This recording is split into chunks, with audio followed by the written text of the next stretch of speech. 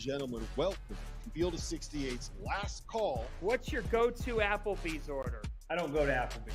We actually call it Crapplebee's, to be honest. Who's the better team right now, Creighton, Marquette, or UConn? Con. What are you doing? What is that? Pray for fans. Oh, come on, Jack. Here we go. It's last call.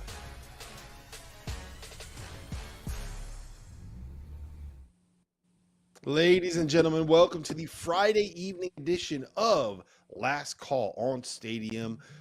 We are the Field of 68. My name is Rob Doster. I have Jeff Goodman here with me. I have Marquette's own Jarrell McNeil here with me, and we'll be with you for the next 30 minutes. We're going to be answering your questions. Anything you throw in the chat here, we are going to answer. I'll put Goodman on the spot. I don't know if I'll put Jarrell on the spot yet. I don't know if I know him well enough to put on the spot, but if you ask a question, we'll get an answer for you. I promise you that much. Gentlemen, it's been a fun Friday night. It was a wild Friday night in college basketball. Michigan went down. Arkansas went down. Providence went down. Kentucky still looks awesome. Kansas State picked up a big win. Houston still rolling everybody. We got a lot to get to. We got a lot to talk about, and we're going to have a lot of questions here that we got to answer. So make sure you put those in the chat. We need questions to be able to make the show happen. We want to answer these questions for you guys. So get in there, ask away. Goodman, I'm going to start with this. And before I ask this question, I just want to let everybody listening, everybody watching, I just want you all to know that earlier this summer, when we put out the Almanac, one of the things that we did was we asked everybody that wrote for it to make Final Four predictions. Give us 4 teams that you thought could make it all the way to the Final Four. One of the 4 teams that Jeff Goodman put on that list was the St. Mary's Gales. And I love St. Mary's. I love Aiden Mahaney. I love Alex Dukas. We had a great time talking with those guys at Mitchell Saxon at WCC Media Day. St. Mary's tonight got 30-pieced at the Continental Tires main event in Las Vegas by San Diego State. So Jordan Allen asked this question, and I'm coming to you first, Goodman. If you had to choose one non-Power 5 program to make a Final Four run, who would it be? Is it the St. Mary's Gales? No longer, no. Dukas is back. It just still isn't right, Rob. Since that UConn game, I don't think he's fully recovered from the back injury. I think that's the issue here. No, actually, Augustus Marcellonis, he had the goose egg tonight. I thought he'd take a jump. So now everything's on Aiden Mahaney. So no, I'm not going. I'm not going with St. Mary's at this point. Which team? So, boy, who am I taking? I might go with Drake and Tucker DeVries, to be honest. I think he's going to be a guy who can carry their team. And instead of just getting to the tournament last year, he had a really bad game in the NCAA tournament in Albany. I think having that experience, and now he's got a little bit of a different team around him, I could see him being that guy that can carry Drake to a Sweet 16 even this year. Jarrell, who you got? Oh, that's a tough one right there. But I'm gonna go with the Cinderella favorite.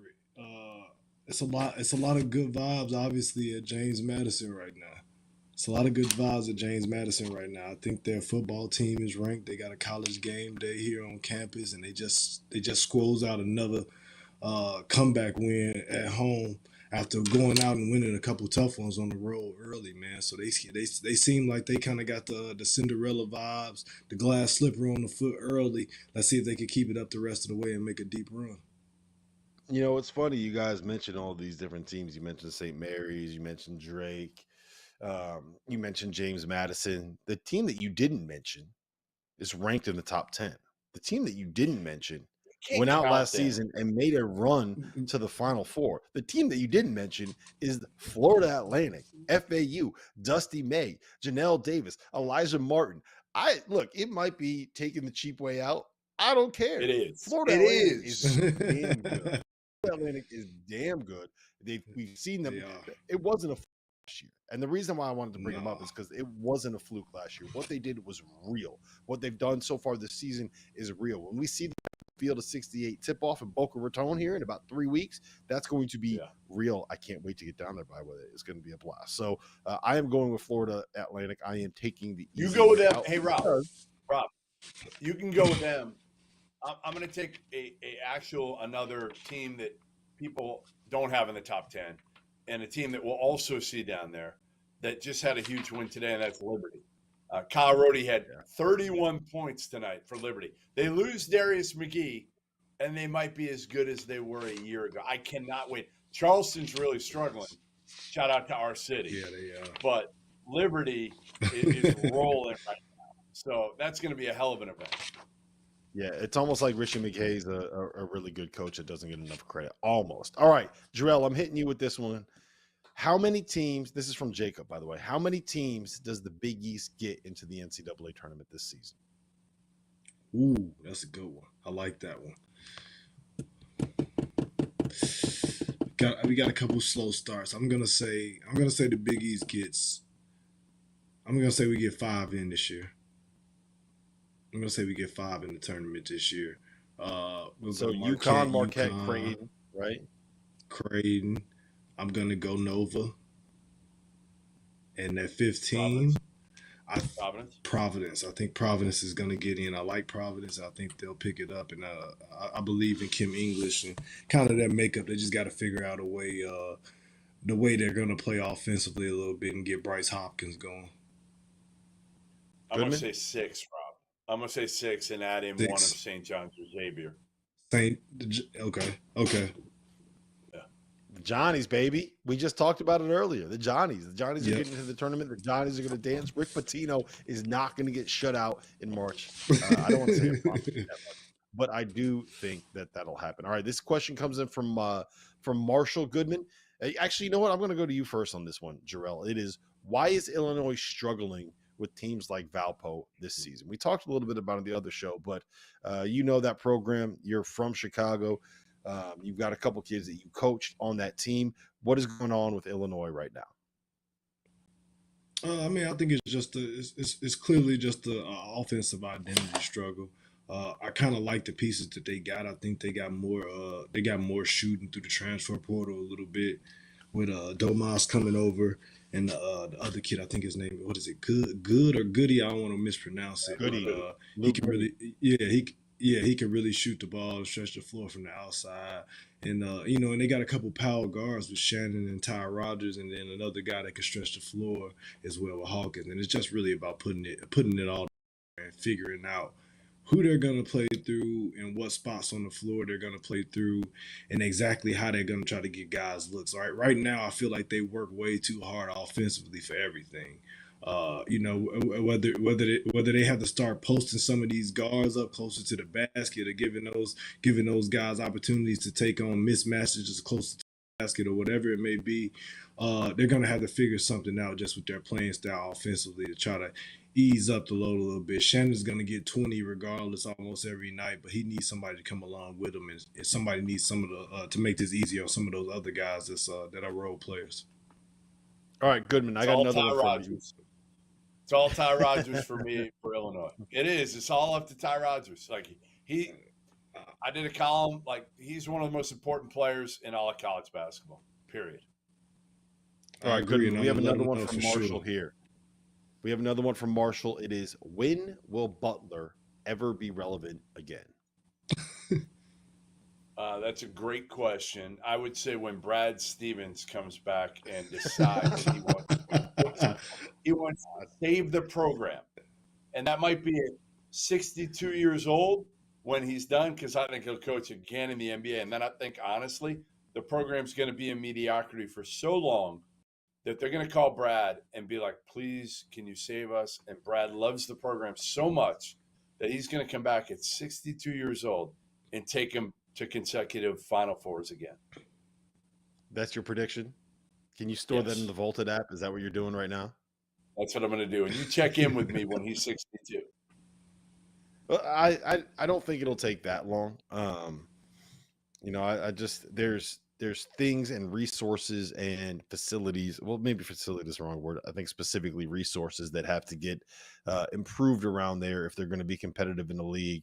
That includes like Marquette, UConn. Listen, we got to head to a quick break.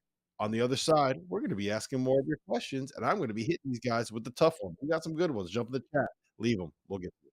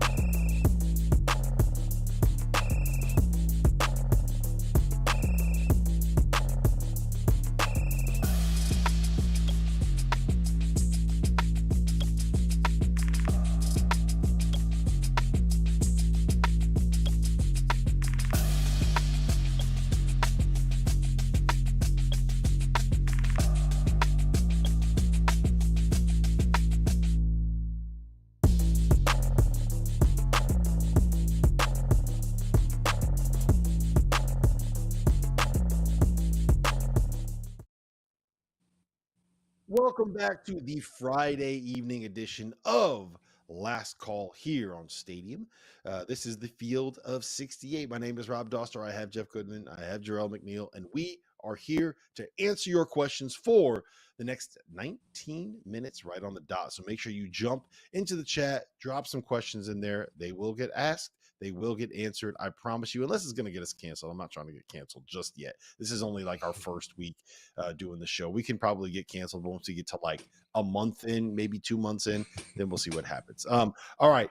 I'm going to you first on this one, Goodman. It is from Bob. How do you guys think Miami looks so far? I mean, really good. I just wish they had a bench.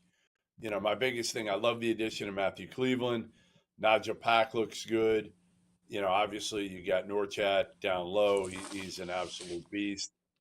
Bensley Joseph's, solid and he fills a much needed role, but they got to get something off the bench there. They don't have anything right now off the bench. So I think that's the biggest thing for me for being able to look at Miami and think that they're a team that can go deep. Yeah, Jarrell, they are ranked 12th in the country. They're 4-0. They just beat Georgia 79-67 tonight. Put all 5 starters in double figures. They got 8 points from the guys that came off the bench. Yeah, I mean, I think the depth of Miami is definitely a concern, and I think a little bit of a concern is going to be size this year.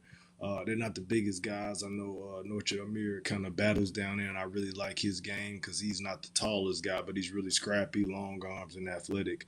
But I think a big point of that, and this will be another one of my redirect to one of my kids that I got opportunity to coach is I think AJ Casey will be big. He's been getting some minutes here and there early on, and they've been kind of having him play a little bit of 5, a little bit of 4, but he's another guy who has a big body. He's not a 5-man traditionally. He's about 6'8", 6'7", 6'8", but really big time athlete, can run and can defend. So I think he'll be a added asset to them going forward, and he just needs to keep getting those game reps and keep getting better. But just as far as pieces on the team, they got it all. They got nice guys got it going right now. Let's see how long they can keep it up. All right. This is from Sportman. I want both of you guys to answer this. Goodman, we'll go to you first on this one. Is Jerome Tang a top 10 coach in college basketball as of today? No, of course not. I mean, again, people ask me this question about like Shire, Tommy Lloyd. Like, they haven't done it long enough. Like, you need a bigger body of work to put a guy like that in the top 10. Now, he's done an incredible job in a year and 3 games so far. But no, none of those guys are top 10. I mean, you're talking about the top 10 or the the elite guy, the Izzos, the Selfs, the Tony Bennettts, the Mark Few's, and you go down the list after that. Those guys don't crack the top 10 yet because of longevity. Yeah, I'm kind of with you. Who would you rank, Jarrell, right now as the best coach in college basketball? You're look, you send kids to coaches, you coach players that are getting recruited. Yeah. Who is the best coach right now in college basketball? I think for me, I'm gonna say, and I don't think it's that high. I think Bill Self. I've been a big Bill Self fan for a long time. Obviously, like you said, Rob, I'm an Illinois kid. When I was coming out and getting recruited, it was when Bill Self jumped from U of I to Kansas initially, and he had a really good group that he kind of left behind with D. Brown and Luther Head and Darren Williams and Roger Powell and James Augustine, all those guys, and Bruce Weber was the next guy that stepped in. Sister's a university, a U of I alum as well too. So I spent a lot of time on their campus growing up. So it was kind of like my dream school growing up. But I think one of the biggest things was that Bill Self, once he left, everything kind of changed, and it followed him to Kansas. So man, I got a ton of respect for him, and I think he's the best in the game. All right, here was the list that I put together this summer. The 10 best coaches in college basketball. Goodman, I want a 30-second reaction to you when I give you this list. Number 1, Bill Self. Number 2, Kelvin Sampson. Number 3, Rick Pitino. Number 4, Scott Drew. Number 5, Tony Bennett. Number 6, Mark Few. Number 7, Tom Izzo. Number 8, Dan Hurley. Number 9, Mick Cronin. And number 10, Painter. Is there anybody obvious that I missed? Anyone in there that you think needs to get dropped? And why are you going to tell me that Dan Hurley is ranked 33 places too high? Izzo's a little low for me at 7. I would say right away on that one that one kind of throws me off a little bit. Well, it depends what you say. I mean, how do you not have John Calipari on there if you're talking the overall package, right? I'm not talking just the last 4 years. Well, how about the first 8 years or 7 years? I'm not talking about accomplishments. I'm talking about right now, as of this moment today, who are the top 10 coaches in college basketball? Again, it depends. If you're including recruiting in there, then I still think you have to have John Calipari in the top 10. I understand he hasn't done well over the last few years. I think he's actually a little bit more motivated now.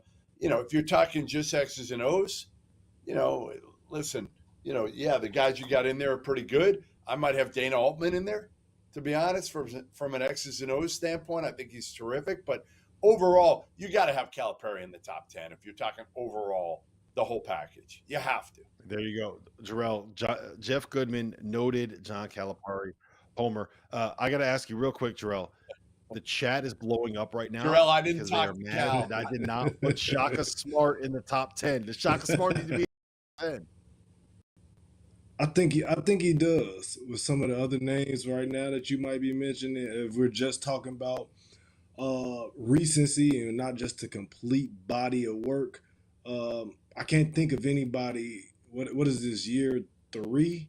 I can't think of anybody doing a better job just recently.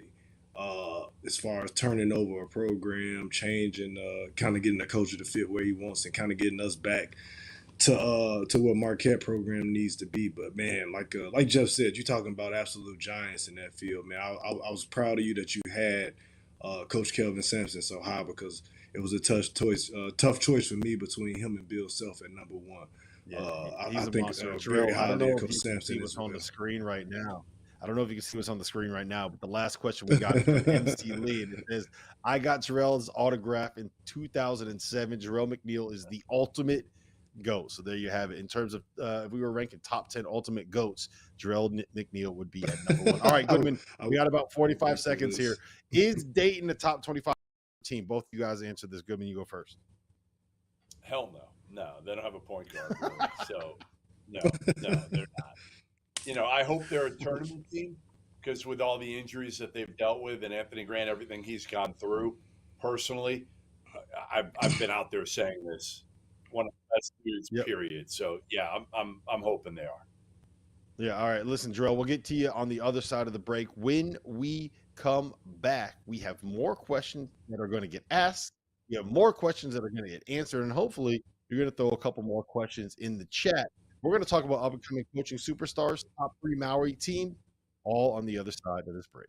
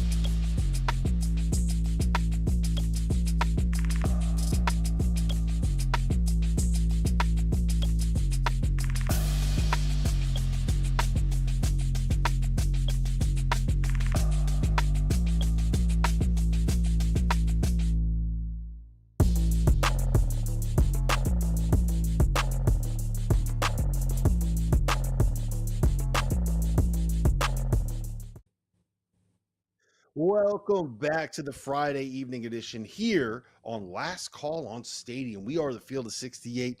We are here to answer your questions. We're going to be here for about the next 7 minutes before we call it a night. My name is Rob Doster. I got Jeff Goodman with me. I got Jarrell McNeil with me, and we're jumping straight into it. We got 3 more questions in the chat that we got to answer here really quickly. So, Goodman, let's start with you on this one. Who is the next up-and-coming superstar in the coaching ranks? Who is the next up-and-coming superstar in the coaching ranks? I think this one's easy. I mean, well, it's easy if you want to say Dusty May. Like if you want to go with something like that, it's easy. And that's what you would do. You would go with the blatantly obvious. I'm going to go with Justin Gray. AKA the correct answer. I'm going to go with but that's so easy. Like Talia could come up with that one. Like Justin Gray. She would be right. Justin Gray, that's why we need to have. That's why we need Talia on the show over you, for the record. Yeah, I'm telling you, I'm going Justin Gray, former Wake Forest player. He played with Chris Paul. I think he's got a really good team at Western Carolina that could win maybe the SoCon. Although UNC Greensboro is going to have something to say about that. So that's where I'm going for a little bit under the radar pick. Jarrell, give me somebody. I got a good one for you. I'm gonna go Brian Baroni, SIUE. Ooh. I think they got a sleeper good team this year that can possibly sneak into the tournament. They got some guys down there. Shout out to my guy Polo, another one of our guys from out this way, man. But Baroni got some guys down there, and they're gonna try to put it together around tournament time. So be on the lookout for their name. All right, I'm gonna go right back to you on this one, Jarrell. Which of the top teams in the Maui field? Tennessee, Purdue, Kansas, and Marquette. Who is the most likely to lose their first game in the event? And don't say Kansas, because Kansas got Chaminade. Nah, that ain't. Look, I know one thing that ain't happening. We had the Chaminade game too, so I would probably say Tennessee.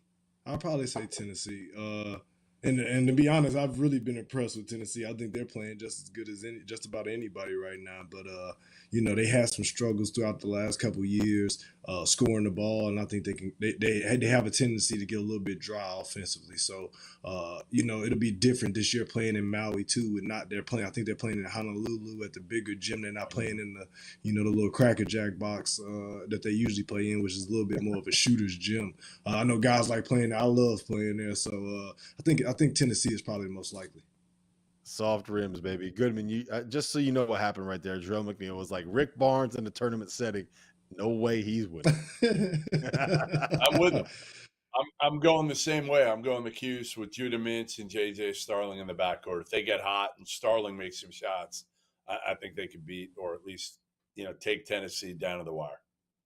Yeah, I hate to make this a sweep, but I will go with the Vols in this spot as well. All right, real quick, Goodman, which coach from tonight's game lasts longer, Kevin Willard or Kyle Neptune? Oh, I told boy. you, put something in the chat. We're gonna ask the question. Wow. I still think it's one game for Neptune, and he's got a lot tougher shoes to fill. But then you look at it, and you're like, those Maryland fans are beyond bananas. They're out of their minds with their expectations. So I guess I'll say Neptune lasts longer, just because again, those Maryland fans are out of their minds. Villanova fans are a little bit more patient. Jarrell? Yep, I agree. I You agree don't have to 100%. answer that I if you agree don't want to answer 100%. that one, man. No, I agree. I think Neptune will be given a little bit more grace, and it's partially a lot of it has to do with kind of the way he came into the job. He obviously had the Don's blessing going into it, so I think people, like you said, just to be a little bit more realistic with the fan base at Villanova, he'll get some time to kind of build that thing and get it back right. All right, it is time. It is toast of the night. Goodman, we're going to you first. Who are you toasting to on this Friday evening? I've been drinking the whole damn show, so first of all, Yeah, we know. I've gone through a few of these, but I'm toasting to one Jonathan Shire.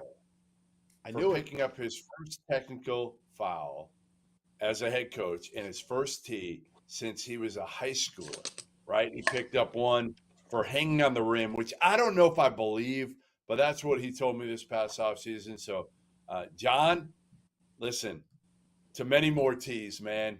Go yell at those refs because some of them really suck. Jarrell, who you got? My toast of the night, I'm going with Malik Hall and AJ Hogarth from Michigan State.